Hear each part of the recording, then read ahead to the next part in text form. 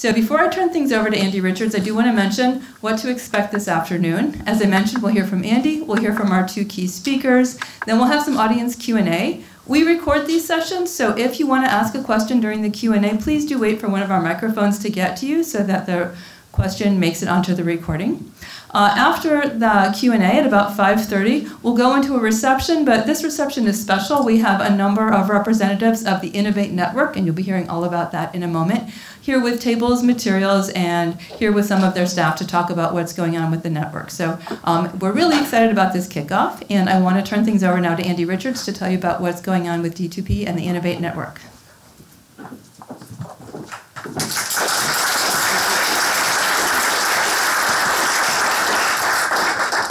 Okay, thank you, Laura, and thank you everyone for being here this afternoon. It's great to see so many familiar faces and to see really some new faces too, so welcome to everybody today. Let me just say a few words about D2P and who we are. So D2P was created by a joint partnership of the Wisconsin Alumni Research Foundation, or WARF, and UW-Madison about 5 years ago. D2P is staffed by a team of experienced commercialization and innovation specialists who are veteran business developers, entrepreneurs, product managers, and startup executives with specific industry knowledge and industry knowledge and experiences in the physical sciences, engineering, life sciences, agricultural technology, food sciences, information technology, and consumer goods. And we're also really excited to let you know about a new member of our team who's not in this slide, her photo's not on here, and her name is Amy Arnoldson, and she will be joining us in a couple of weeks. And she specializes in the life sciences and social sciences and is joining D2P after working here at UW Health. So we're really excited to have her on board. At D2P, we offer mentoring, one-on-one mentoring for individuals and projects, and then we have educational programs or cohort programs that we offer every semester as well. So another part of the D2P mission, which I want to spend some time talking about today, is to serve as a front door to UW-Madison's entrepreneurial ecosystem, trying to connect faculty, staff, students, and UW alumni to the right resources at the right time. And it's important that it's the right time because there's a lot of resources in our ecosystem, and I think you'll see that here as we talk about the Innovate Network and as you have a chance to talk to other people here afterwards at the resource fair. There's a lot of great resources in our community, and one of the things that we try to do is to make sure that we understand who those resources are, what it is that they specialize in, what are they really good at, so that we can connect entrepreneurs to those resources when they need those resources. So let me tell you a little bit about this Innovate Network that we are here to talk about and to share with you. This past year, D2P, with the assistance of our partners here on campus, we created a new website, which is innovate.wisc.edu. It's a one-stop shop to find education and training opportunities, spaces, equipment, funding and competitions, and other resources for innovators. So let me just click on this website, and we'll give you a quick preview. We won't spend a lot of time on it. Hopefully it works, and you'll see this really great website. Here we go. Can you see that? No. I can see it. So why is that?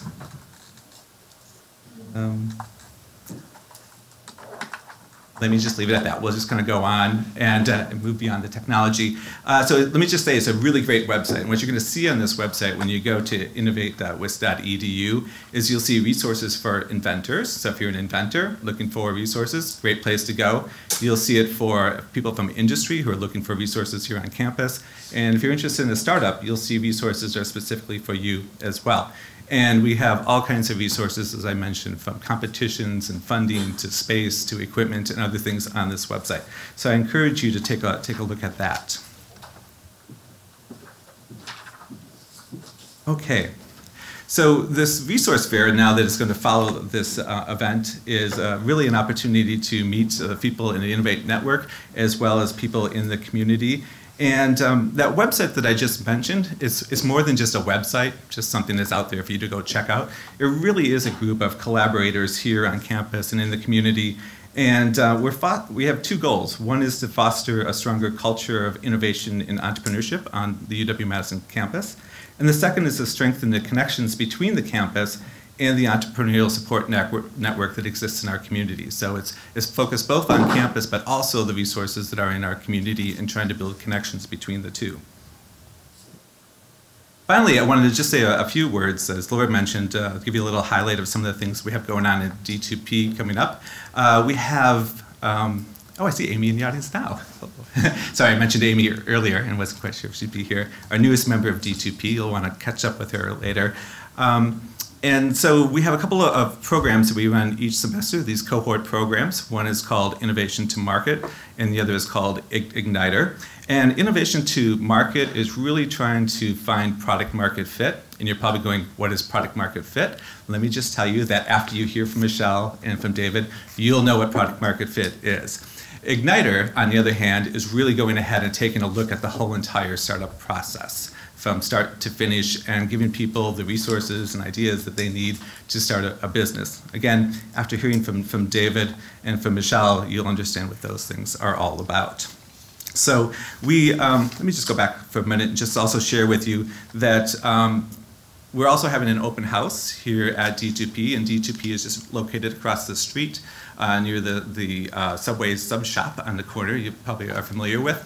And we have an open house tomorrow, Friday afternoon, as well as Monday, in order to share with people more information on D2P, what we do, and go more specifically into these programs so that people can understand which of these programs might be a good fit for them at whatever point they are in their startup process. So with that, let me just close out on what we are doing at D2P and the Innovate Network. And again, thank everyone for being here, and particularly the people who have materials outside here that you'll be able to have a chance to meet up with after David and Michelle's presentation. Thank you for being here and being a resource to our campus and to our community. With that, let me turn it over to Michelle and David, who will maybe share a few words about themselves and then jump into their presentation. Thank you. All right, thanks, Andy. Thanks, Laura.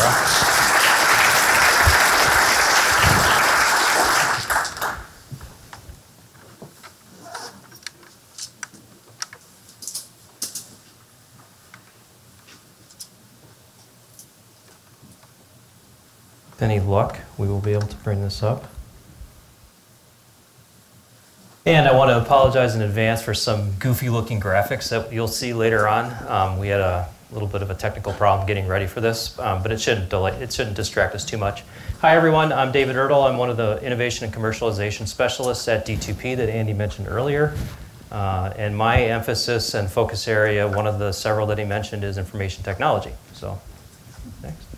I'm Michelle Somes-Booher, and I'm the director of the Small Business Development Center at UW-Madison. So the SBDC is a federally funded program that's been around almost 40 years. So there's SBDCs in every single state. And in the state of Wisconsin, we're located at most of the four-year universities. And on this campus, we're part of the Wisconsin School of Business.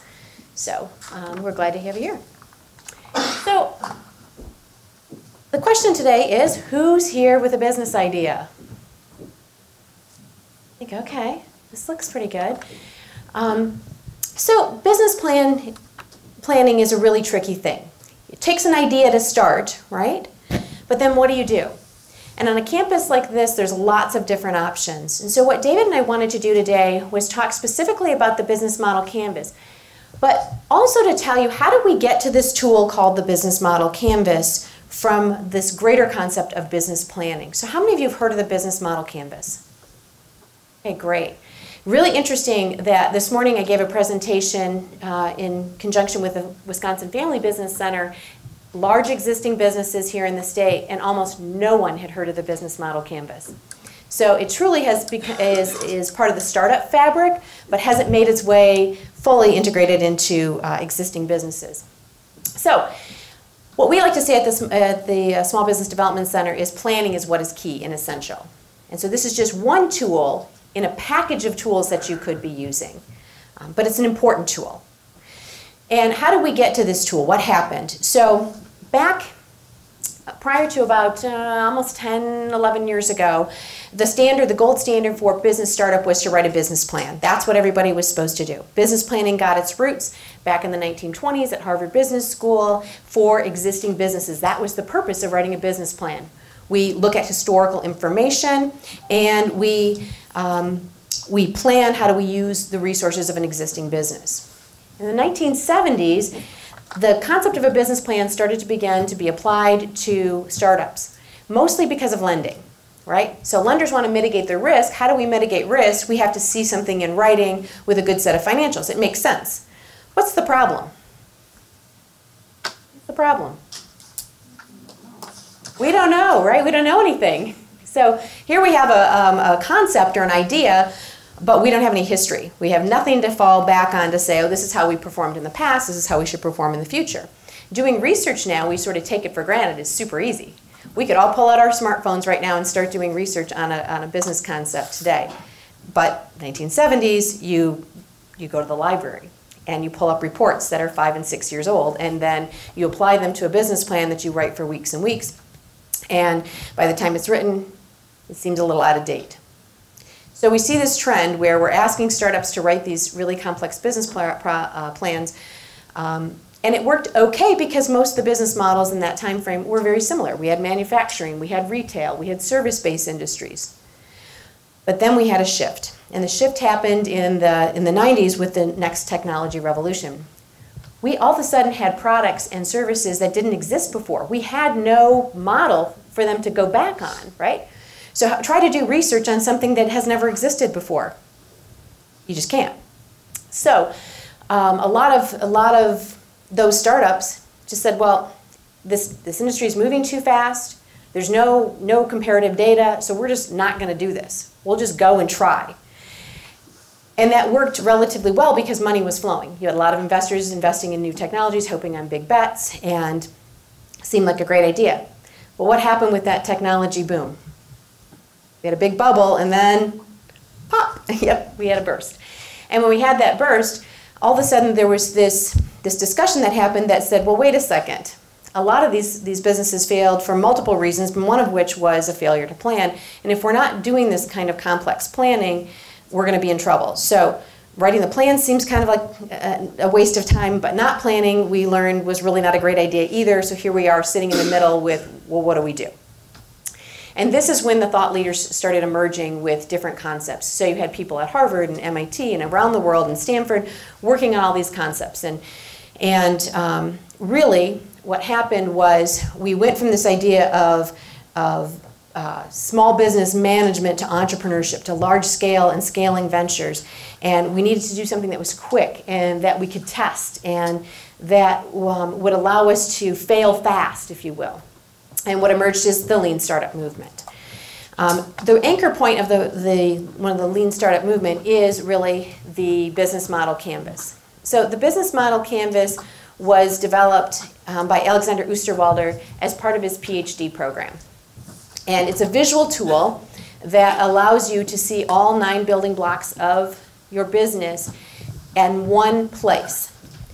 And when he put this online the first time, started showing people, people who are thought leaders in this area went a little crazy, like, oh, holy cow, this is pulling everything together in a way that really makes sense, and we can see all components of a business at one setting, and then we can dive in and start working on it. Think about the difference between a visual setting versus writing a business plan that could be 50 pages long.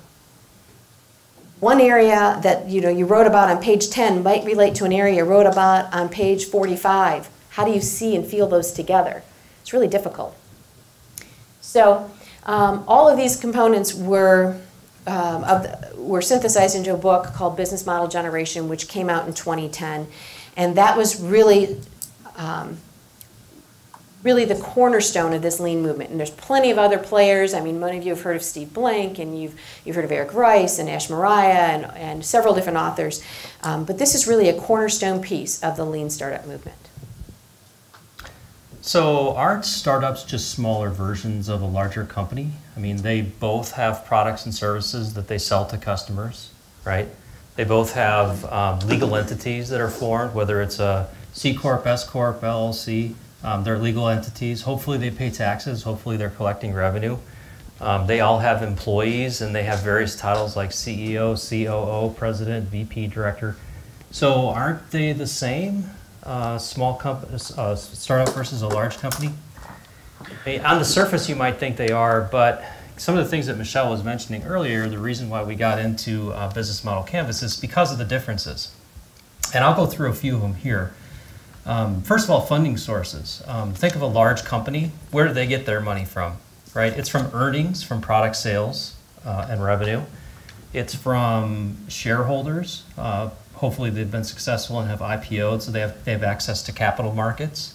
And they're able to take out loans. They can access the debt markets. So that's where large companies get money to invest in R&D and come up with their next round of innovative products. Where do startups get their resources from?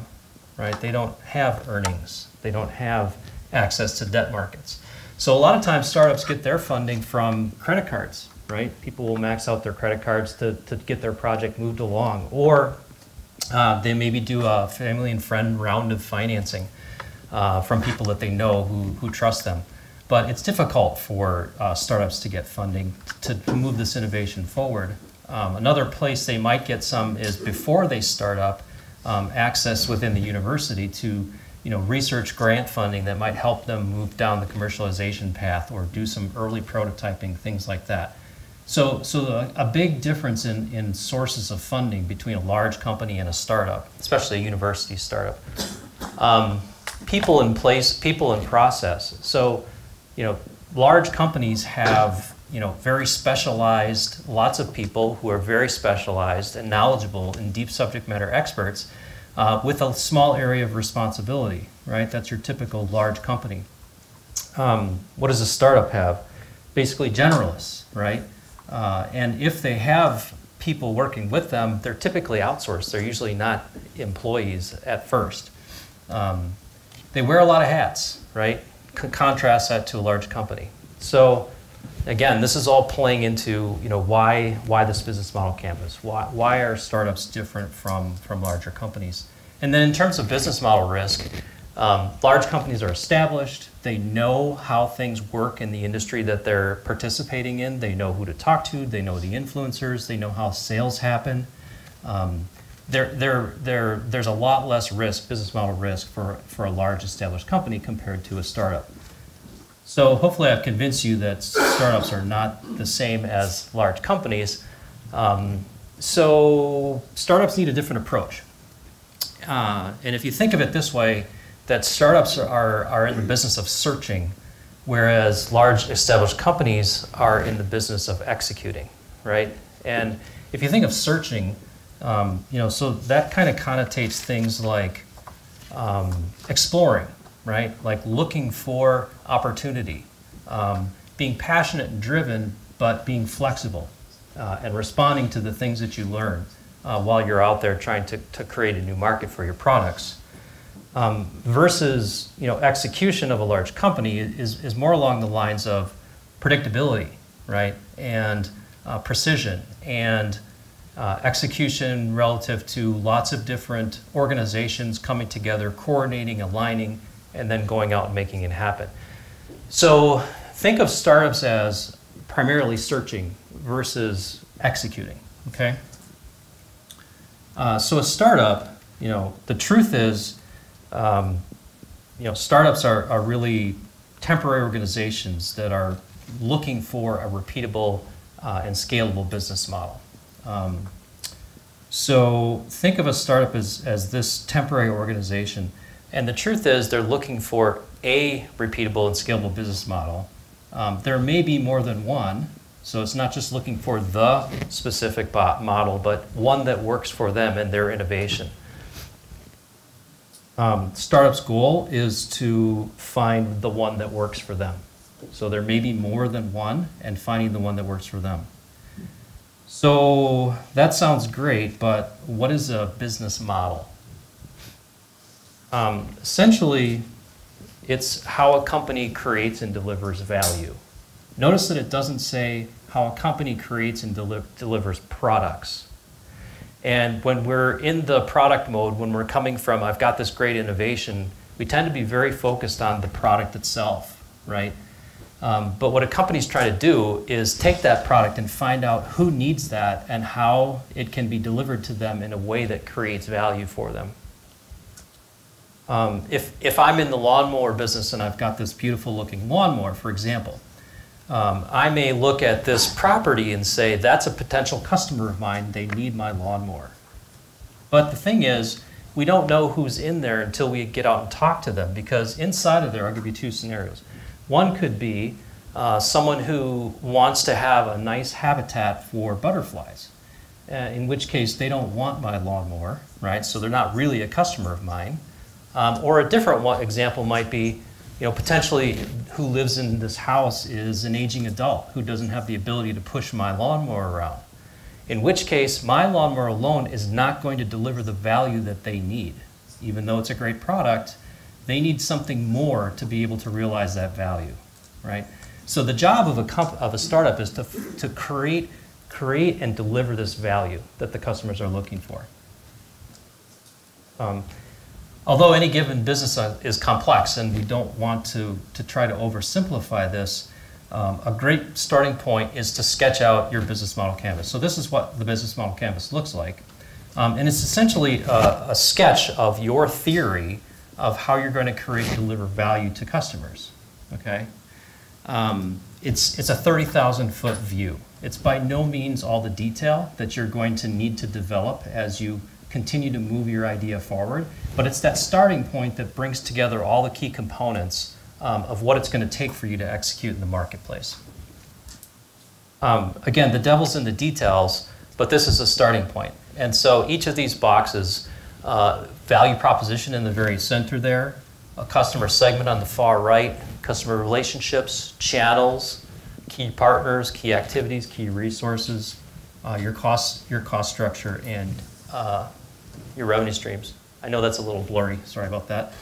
But those are the building blocks, essentially. And so it would be great if you could start at your idea and go straight over to form a company and go. But unfortunately, that's not really the way it happens. There's a lot of iterations that you'll go through as you start to explore the ideas that you have put down on your business model canvas as you work through those.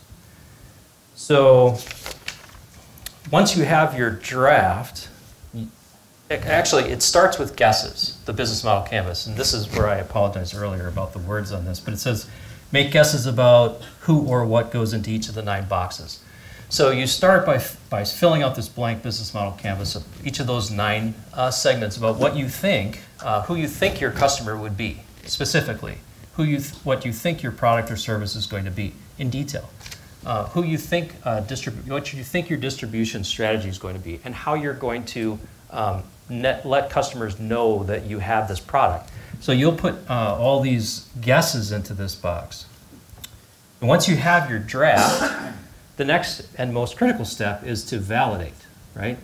And here is where most people get stuck, the validation part, right? It's pretty easy to sit down in a lab, in your office, in your dorm room, sketch out your business model canvas, and you feel really good about your idea, and then start to move forward and say, now I need funding. Well, you need to validate each piece of this. And you will find as you start to talk to people who you think your customers are that they may not be all the same, even though you think they were at first. You'll start to learn more about them. You'll start to take that information and hone in on who really would be a customer, as well as what really do they need in order to realize value. So to kind of make this a more process-oriented process, we wrapped the scientific method around it and say, okay, you fill out your business model canvas, you've made your guesses, right? Then you need to test that hypothesis. So how do you test it? You ask. And in this case, that means getting out, talking to people. And it may not be just customers, but also other people that are involved in, that you think are involved in consuming your product, delivering your product, shipping your product, supporting your product, whatever that might be. It's the people that are already in the industry that are working in that space that you need to talk to validate your business model canvas. You assess and you listen to what they say, analyze that, and then make adjustments or a pivot. And so using this process in the business model canvas helps you validate that you're on the right track. And then the further you go, the more you'll get into business planning. But this is where you essentially start. So now let's dive a little bit deeper into the business model canvas, just to give you a feel for what each of these boxes are. The starting point of this is value proposition. So you have to figure out what it is your product and services is and how it delivers value to somebody, right? It's not just about the product or service itself, it's what pain do you relieve from me, or what gain can I get from using your product or service? What job am I trying to accomplish that your product or service helps me with? And when you go through something like an Igniter or an I2M course or a course at the SBDC and you start to work through this business model canvas, then you'll flesh out a lot more of these ideas that we're talking about here to just give you a rough introduction to them, right? So value proposition is really important. You're going to go to somebody with a value proposition and say, do you have this problem? How bad is this problem? What would it be? How much better would your life be if we solved this problem for you? How are you solving this problem today that we think you have? Would a different approach yield better results for you, et cetera, et cetera? And so those are the kind of questions and things that you'll do to validate your hypothesis, essentially. Okay. So starting point is value proposition and customer segment. Those two things together are the product market fit that Andy had mentioned earlier that you should learn all about. So product market fit is when you have a particular product, a very precise product that you're delivering to a precise customer segment in a way that delivers value to them and where they actually want to pull that product in rather than having you push that product to them, okay? It's where you've met their needs so well, you understand exactly how it's going to deliver value, and they're really wanting that value so much that they will seek out your product rather than you having to go sell it to them. That's when you know you have product market fit, okay? The typical mistake is in the validation process, innovators, entrepreneurs, startup founders will go out and say, look at this, what I've done. Is this going to solve a problem for you? They'll get a yes answer and they'll feel good about that, but then they won't get a sale. And then they'll try to figure, oh, why didn't I get that sale? And the difference is because they're trying to push that and people have a tendency to say yes until they have to write a check, right? Versus really finding out what the problem is that they're solving and what value they're creating and having somebody come to them and say, I really need that. So can I, how much can I get that? How fast can I get that from you? When's it going to be ready? Can you put me on your list as the first customer? Right? That's when you know you have this product market fit. So once you've validated that, once you've got product market fit, you've proven that, you know what the value is, you know who the customer is, then you move on to some other components. And now you need to figure out, is there a clear and cost-effective way for me to get this product into the customer's hands? That's your distribution channel. And how will I let them know that I have this? How will they find out that I have this? What's your customer acquisition model? Like how do you advertise? How do you influence the key influencers in the industry to promote your product when they're talking about the best way to solve that problem? These are all your customer relationships and your channel partners section of the business model canvas. Okay, so as we talk about the value proposition, customer segment, relationships, and channel partners, what we're trying to do is find out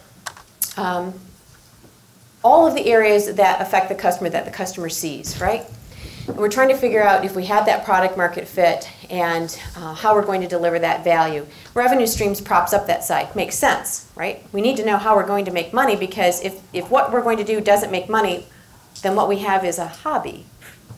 So what we want to find out is truly how we're going to generate revenue. So let's say you've opened a brewery and you've decided that you've got a new organic beer that you want to sell. So you need to decide, am I going to sell this by the keg? Am I going to sell it in cans? Am I going to sell it in bottles? Am I going to sell it in cases?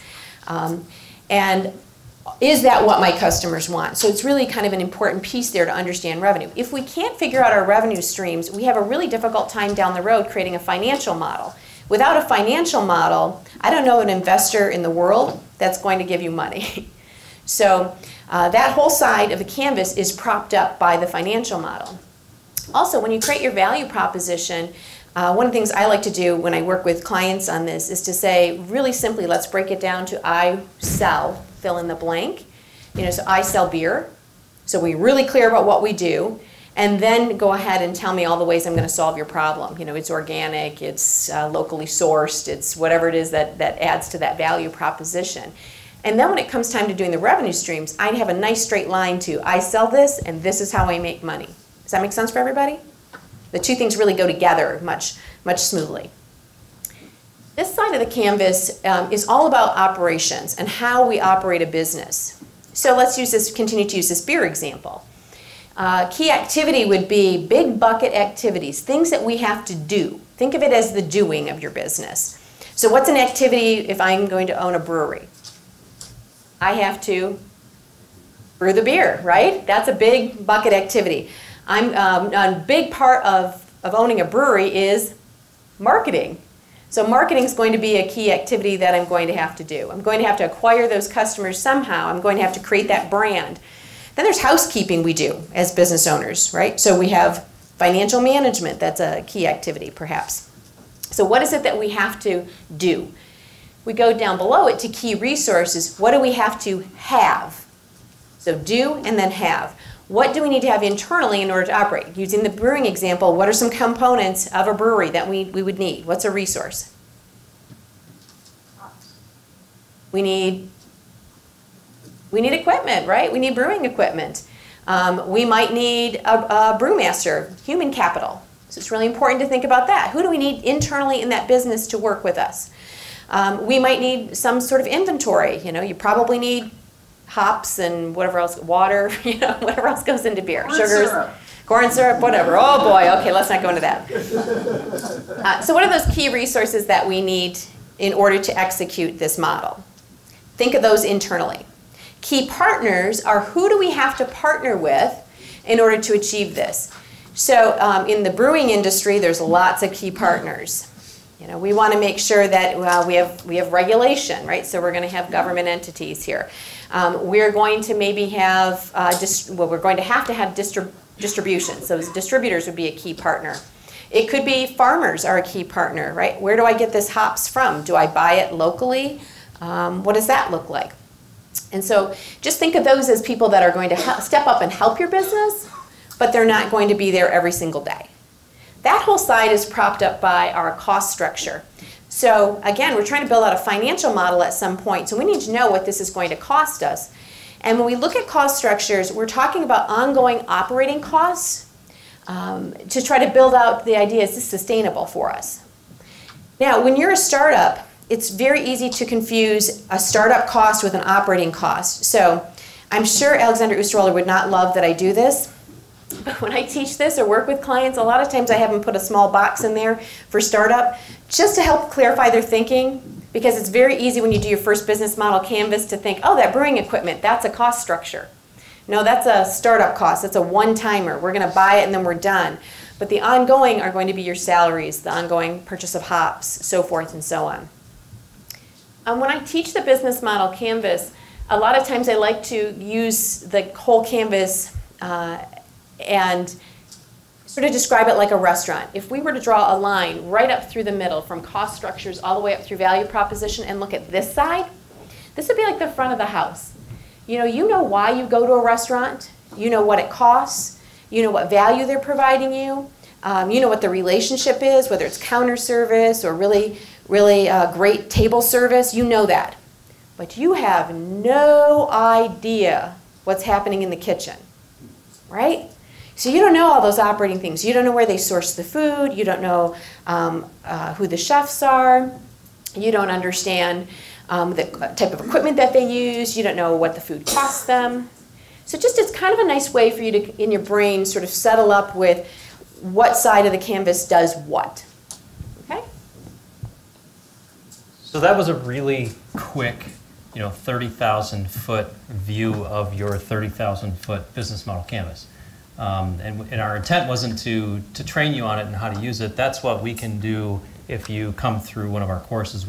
Or just meet with us individually. We can certainly help you work through your thoughts on what your business model canvas should look like and how to go about testing that.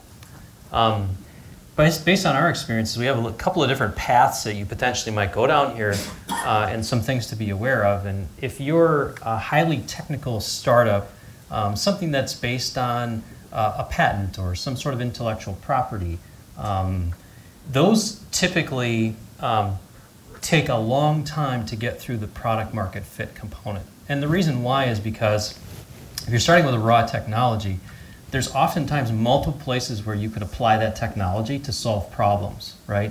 And so going into each of those potential applications and trying to figure out, what's the value that I'm delivering? Is it, is this innovation valuable in that application space? Takes a long time. So it oftentimes, the discovery component of this is you're learning about lots of different applications and different industries that your application could go into.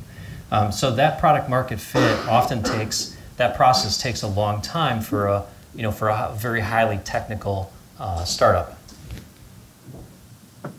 So at the Small Business Development Center, a small business, by the way, is classified as really under 500 employees. So essentially, every startup is a small business, right? So we see a really wide range of types of businesses where D2P is a little bit more focused on technical startups. So how do we use the business model canvas in our center and so forth? We use it a lot to help people clarify their ideas. If we can have them put the idea into the business model canvas and sort of run it through, that gives us a good understanding of where they're going and where they're at. And then we can decide what path they need to go on. Do they need to continue down the lean startup methodology, which David's group does really well, or do we need to go toward more traditional business planning, which still has a lot of value? So I want to make sure that is clear to everybody. That's still valuable, especially in a traditional business model. But the canvas marries very nicely with it because it allows you to quickly see all the things that you don't know and where you have to spend your time doing research. It becomes evident really, really quickly. So we happen to do both there. So I think it's a great tool for startups and also can work for existing businesses. Okay. Yeah, so we sat here and we were thinking about who comes into our office and what do they ask us questions for and what would be a good way to use the business model canvas. One of the questions we get all the time is, hey, I need some money. Where do I go? And it's our job to start probing immediately. What do you need money for? What are you planning on using your startup funds for? Who are your customers? What is your product? And so forth. And so business model canvas is a great way to sort of clarify that question because if I can't answer those 9 building blocks and you're coming for funding first, we need to get a handle on that before we can decide where the funding is. And depending on who the funding source is, depends on how detailed of a plan that you're going to need and how much discovery you're going to need and how much validation you're going to need. So that's a great place to start with somebody who asks a question like that. By the way, if you're trying to get funding and you don't have answers to those questions, you're probably not going to get funding, right? So you'll get directed back to the business model canvas one way or another unless you complete it. So when do I build my prototype? I get this question all the time. Most times it's people come in and they're already working on their prototype, and we ask them, okay, well, who's your customer? And they give us an answer that tells us that they don't know exactly who the customer is. And usually the answer is something like, well, it's everybody in the agriculture space, right? Or it's, well, I have an app-based solution, a mobile app, so it's everybody that has a mobile phone. These are pretty typical answers, right? I'm not making this up. So what that tells me is you don't really know exactly who your customer is because we need to get a lot finer grain than that to figure out who's going to really experience the value from what you're delivering. So my answer to them when do I build my prototype is not until you've found product market fit. And the reason why is because every customer segment that you build a prototype for is going to have something that's different about their needs that would cause you to change that prototype. So you're going to be continually rebuilding your prototype as you're trying to find product market fit for this product market fit. So the key point here is don't build that prototype. Find out what the needs are exactly and which customer segment you're going to sell to exactly before you build your prototype. Now I know that contrasts a little bit with what's pretty typical in the IT space, which is, I'm going to go build an app and I'm going to throw it out there and I'm going to see if it's going to be successful, and I'm going to go. Then that's fine. If you want to do that and it doesn't cost you any money and you've got, if you're a coder and you can quickly build something like that, go for it. But again, use that to then validate whether you have product market fit and who your customers really are. So if you're going to spend a lot of money on prototyping, best to wait until you have product market fit. The next one is, when should I form the business entity? So we have a lot of people that come in and say, I've got this, I think I'm pretty far along, should I start a company? And my answer to that is, not until you absolutely have to. Right? And the reason for that is, once you become a company, now all of a sudden you have a lot of responsibility, right? So you've got to register your company with the state, you've got to file forms with the state, you've got to keep up with filings for the state. You may also block yourself out of resources that you can access while you're not a company, right? Like startup types of resources, like grant funding for research types of things that might help move you along toward commercialization. And really, so what are some of the triggers to when I have to start a company? Well, if you're going to get an outside investor who's going to want shares of your company, you need to have a company, right? Or if you're going to start selling products, you need to have a company. Typically, the university doesn't like to get involved in selling products. There are a couple rare exceptions to that. So if you're already at the point where you've got something developed and you want to start selling it, you're probably going to need to start up a company in order to move that revenue through. But again, my response to that is not until you absolutely have to. And if you don't think you have to, if you're not sure if you need to start a company, you probably don't need to start it yet, and just wait. The last one is really, we get a lot of people saying, I'm super busy as a founder and I really want to hire somebody to help me out. Again, the canvas will show you sort of the potential. So you may be busy doing activities, but that's what key partners are for, right? So we can really sit down and examine that box and say, perhaps maybe you don't need to hire somebody as an employee. What you need to do is use some contract labor to help you out in those midterms. And it's just that we're so used to hearing, oh, well, we'll just grow and hire people. But when you do the business model canvas and we see how the key partners can work, that really helps you understand how you could grow and expand without actually taking on additional labor. So we're going to ask for some questions here, but we want to reiterate what Andy had to say about the Innovate Network. So we're just 2 entities on campus. There are plenty of people here. I know that the Weinert Center is here and represented from the School of Business as well, that they provide some assistance. There are lots of places to go on campus to get free assistance. This is fantastic because in these early stages, you really need somebody to help guide you. And as part of this network, we all know about each other. So it doesn't really matter who you connect with within the network, because we can connect you to anybody else that you may need, which is really one of the reasons why the network was founded. So if you end up going to talk to David and he says, boy, I really think Michelle's office could help you, that's great, and we can move you on to the next group. So if you didn't write this down or haven't paid attention to the Innovate Network, I really want you to do that. Yeah, and we're here to help. Bring your passion and your energy, because we cannot supply that for you. You have to bring your own, but everything else we can try to help guide you and point you in the right direction. And that's what we have for you now, and we'll just open it up to questions if we can. And I think we need to get a mic out to you before you ask your question. Here she comes. So if you want to ask a question, raise your hand so we can move the mics around.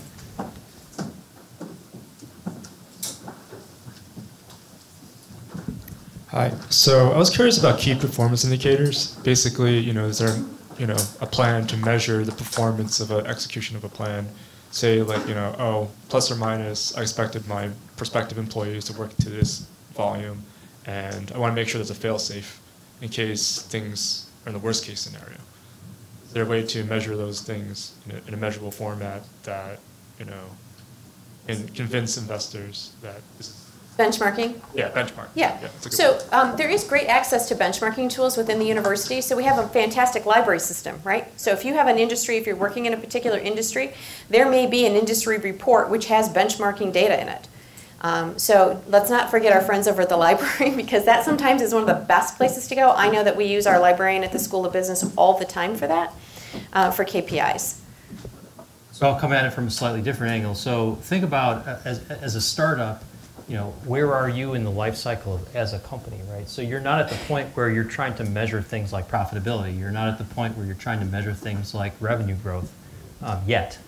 You're, as a pre-startup or early stage startup, your key milestones, your key metrics are going to be, am I hitting the milestones that I put in place, right? So if I set a development schedule for having something delivered, you know, in September of 2020, you know, how am I tracking against that deliverable? Am I going to hit it? Am I late? So those are the things you're going to track. Also, market-based metrics, right? So how many people have demoed this product in the time frame? So some of the key things that you're going to do for your business development, those will be the metrics that you want to set out as your KPIs and see if you're tracking against them.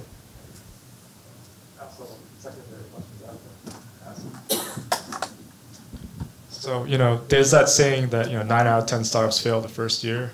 And I want to avoid the survivorship bias, of course. You know, I don't want to be overly optimistic, living in a fantasy. Sometimes reality hits you hard. You don't know if you're going to burn out. You don't know if the demographic will fit the model, especially starting a new path. So I was wondering, you know, if that kind of data is available, kind of like a forensics of startups. You know, I don't want to put it in a negative light, but, you know, try to avoid the same pitfalls people have made in the past and not be victim to, you know, survivorship bias. Yeah, so some of the common pitfalls, and there have been studies on what are the reasons why startups fail. Okay, there are studies out there. There are the top 20 reasons, percentage-wise, why startups fail out. And if you look at the top 2 or 3 of those, it's really about product market fit, that they did not have product market fit. So nobody wants to buy their product. Okay, well, that's a product market fit problem, right? So you didn't. So what we're advocating here, what you do with the business model canvas, is figure that out first so that you don't fail, right? And that's a lot of what we learned. What Michelle was talking about earlier. You know, the reasons why we got to the business model canvas in the first place is because, you know, people were saying, "Hey, I've got this great idea. Let me go start it up." You go start it up. You find out you don't have product market fit. You run out of money before you can pivot enough to get there, and then you fail out. So if you're interested in finding out what those 20 reasons are. You know, there's a lot of them, obviously, but the top ones are product market fit related. Come see me, and I'll hook you up with the study that shows what they are. You know, the other thing is it's all about mitigating risk, right? And so one of the things that you're doing to mitigate risk is to speak to experts, and that's part of the Innovate Network, right? Is you have a great pool of people who have seen this and been there, and can be a sound check against your enthusiasm and emotion around it, because we're the neutral third party. So that's part of it too, is yes, there's a scientific part of it, but there's also sort of an experience part of it that the university has really set up this great group of assistants to try to help where you're at. Does the business model canvas apply to nonprofits? Yes. Yep. You can use the business model canvas with an existing business. You can use it with a nonprofit. It's just really about how the model functions, and so all the building blocks are there. Nonprofits, of course, have revenue, so we you know, it definitely works.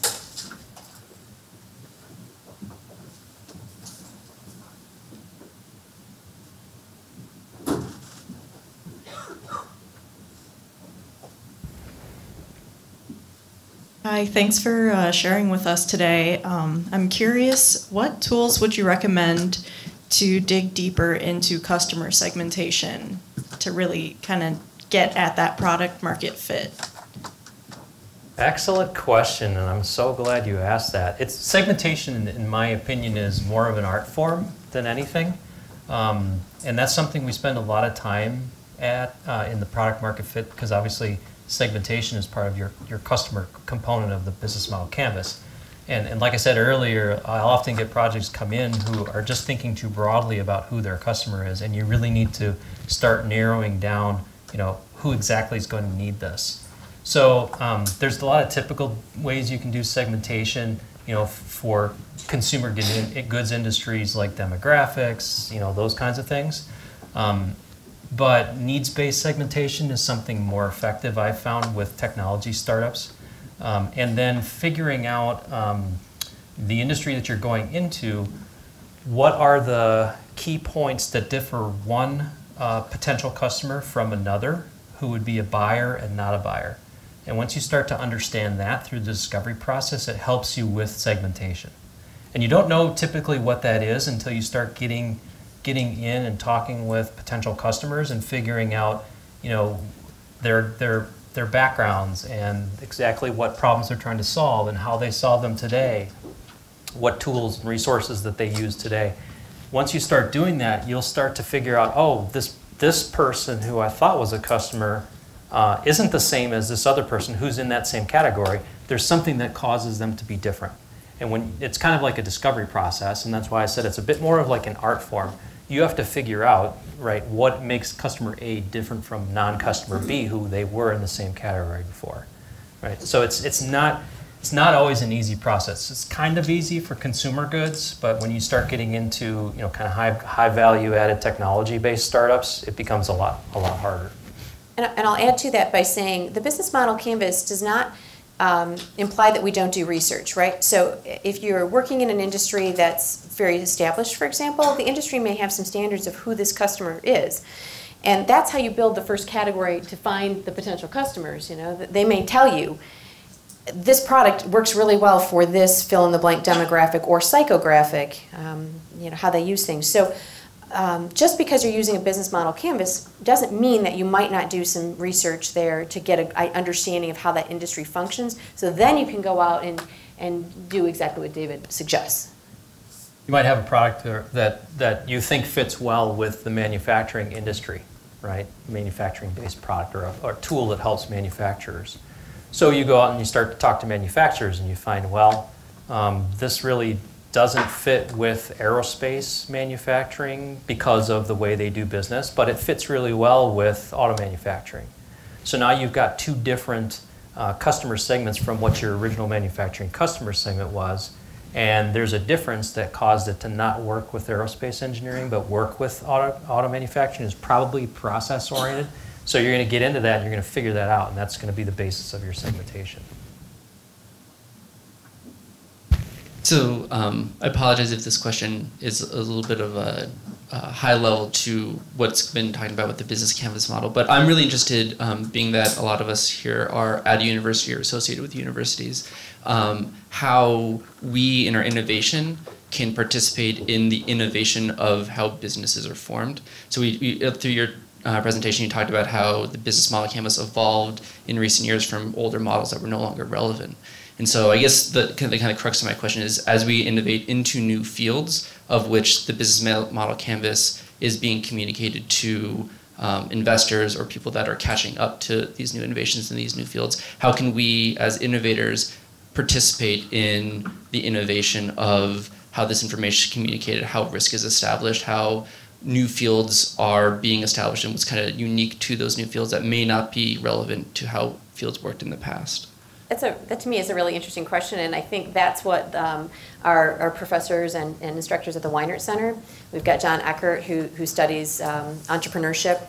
That's what they're doing, is looking at that field and always examining what those trends and are going towards. So that's happening within the Wisconsin School of Business. So in terms of how the landscape plays out, if you want to connect with that, I would connect with the Weinert Center. Just a question about business plans, traditional business plans. If one is asked for a traditional business plan by one of the potential investors one has, or perhaps by a potential employee, or whatever, is that a bad sign? Have you encountered that? What is the response? How can we help the evolution of this enterprise? Thanks so much.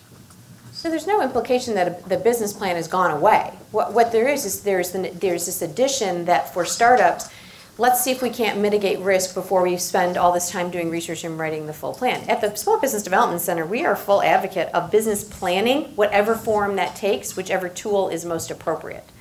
Business plans for existing businesses are much easier to write because we have historical data, we have infrastructure built out, and so forth. For startups, they're still appropriate depending on, especially where you're going to get funding. It's a gold standard right now for traditional lending, for debt financing. They still want to see a business plan with financials. The business model canvas is a great place in that way to ideate. If you're in a technology startup where you're looking for investors, this is where the business model canvas has really shined. It is a process. It does, but the two things that you mentioned there, one being, for an investor, and second, a potential employee. In both of those cases, you're pretty far down the road, hopefully, and have done multiple iterations of your business model canvas and figured out your product market fit and really understand the trade-offs that you've made for your distribution channels and how that's all going to work before you're going to an investor and asking for funds, or before you're trying to convince somebody to come and join you as an employee, right? Unless they want to do that work with you, right? But in both those cases, you're pretty far down the road. And in both those cases, when you get down the road that far, you really are building a business plan in that level of detail. So it doesn't go away. It's just not the first thing you do, right? Hi. You started your lecture with a great statement saying that if you fail to plan, you are planning to fail. So let me state this corollary and get your reaction to that, which is you go one layer down and you say, if you don't have a working prototype, you're doomed to fail. It's not an option. What is your reaction to that? Well, if your prototype doesn't work at some point, right, you will fail. Yep. Totally agree. No, my question is, would you advise somebody to launch a startup without a working prototype? Without a working prototype. Yeah. So start a company to sell a product for which you don't have a working prototype. It sounds like a high-risk adventure, and depending on the funding that's behind that, sounds like something I wouldn't invest in personally. But if individual founders can do lots of things on their own with their own checkbooks, that I wouldn't necessarily advise a startup to go to an investor and ask for money to do as well. So that'd be my response to that. Michelle, I don't know, you want to add to that? My response is the business model canvas, the lean process will get you to the prototype, right? So we're not suggesting that you launch without the prototype. We're suggesting that you follow the process using customer development to get to the point where you're creating what you think is the right prototype. If it doesn't work, it's a loop, right? You build it, you're measuring something, and you're learning something. If it doesn't work, we're going to take what we've learned and make incremental changes and rebuild. And if we can never get it to work, we don't have anything. There is one exception to that rule, and that is if you're a recipient of an SBIR grant, when you receive that money in, you will need to form a company, but you may not have your prototype yet. You may still be doing research and have pretty solid results and data in your lab, and then get commercialization funding through SBI program before you actually have a physical prototype built. So that's one exception I can think of. There may be more, but that's what I can think of. Are you open just to the university community, like students and professors, or are you open to the wider community or alumni? So two answers to that. D2P is faculty, students, and staff of the university. That's who we are open to. The Small Business Development Center is open to the public. So we offer no-cost consulting and non-credit courses in business startup management and leadership.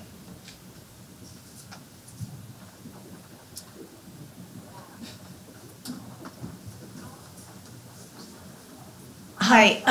Let's say you have an idea for a product or service or business, and it's in the very beginning stages. You don't have a copyright, you don't have a patent, but you need to talk to people to develop the idea, but you're a little worried that too much talk, someone's going to hijack your idea and develop it better than you could. Where do you go from there? How do you prevent that from happening?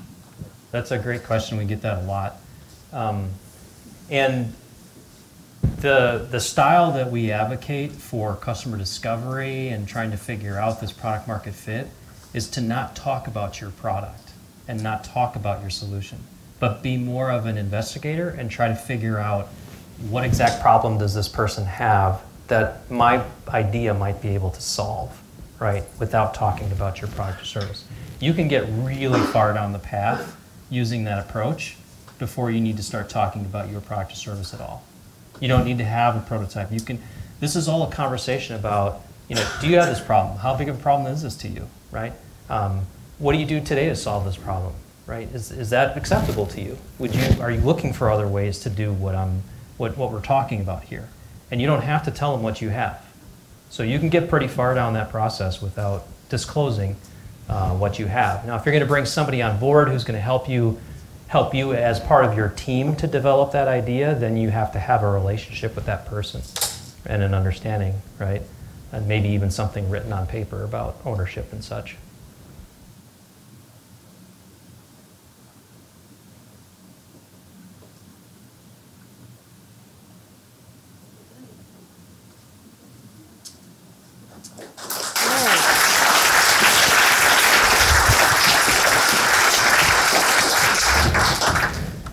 So hopefully that got your juices flowing. Thanks again to David and Michelle. So now we want to invite you to join us for refreshments and mingling and a resource fair. So all around the atrium behind you, please grab some snacks, a beverage, and check out the various tables and talk with the speakers. I'm guessing these two will stick around as well. So if you have any follow-up questions, they'll be here. Thanks so much.